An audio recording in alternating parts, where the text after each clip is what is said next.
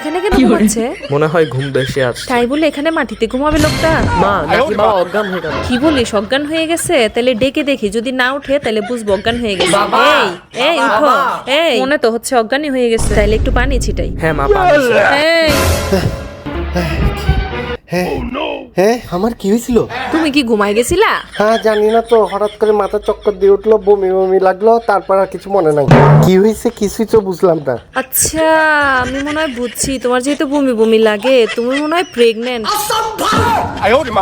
হ্যাঁ তাই তো, মাথা ঘুরাইছে, বমি বমি লাগছে, তার মানে আমি প্রেগনেন্ট। মা বাবাকে ভালো ভালো খাবার দাও। রাখলে চাই তাই দাও। আমাকে তাইলে গোল গোল পিঠা বানায় দাও। তুমি কোনো টেনশন করো না, তোমার এখন থেকে যা খেতে মন চাইবে আমি আছি, তোমার বউ। দাঁড়াও এখনই তোমার জন্য আমি গোল গোল পিঠা বানাই নিয়ে আসতেছি। চলো চলো।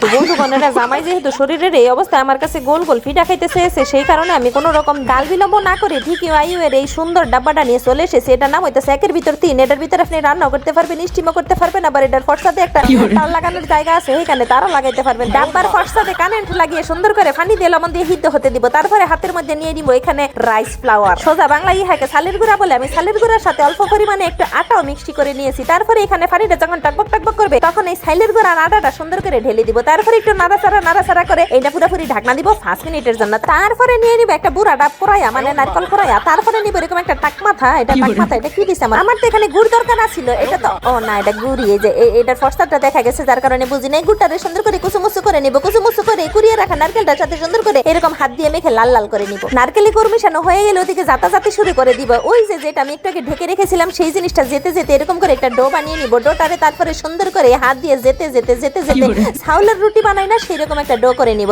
এইভাবে। তারপরে এই ডো থেকে এক খাবলা পরিমাণে কাই নিয়ে সুন্দর করে আবার এরকম গোল গোল গোল গোল গোল গোল করে নিব হাতের মাধ্যমে। হাতের মাধ্যমে এরকম বাটি বাটি হয়ে গেলে ভিতরে এরকম নাইকলটা দিয়ে চামচ দিয়ে সিফা দিয়ে এরকম দুই হাত দিয়ে টিপি টিপি টিপি টিপি টিপি টিপি এটা মুখ গালা করে দিব, মানে সিলগালা করে দিব।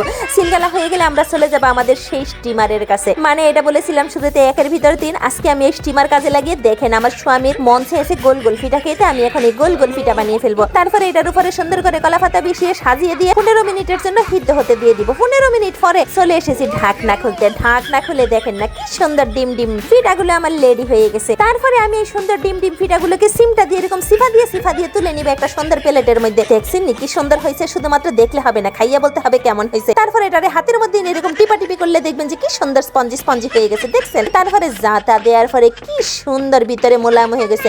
কিন্তু এটা তো আমার স্বামী খেতে চেয়েছে, কারণ হাতে প্রেগন্যান্ট, হাতের মাথা ঘুরাই বমি বমি লাগে, হাতে এখানে সিলকোলা হয়ে পড়েছিল, হাতের মুখে এনে দিয়ে বললাম এই লাও তুমি যা খাইতে চেয়েছো তোমার এখন খাওয়াইলাম। তোমার শরীরটা কি এখন একটু ভালো লাগতেছে? হ্যাঁ হ্যাঁ, এখন থেকে তুমি প্রতিদিন এইরকম ভালো ভালো জিনিস খাওয়াবে আমাকে।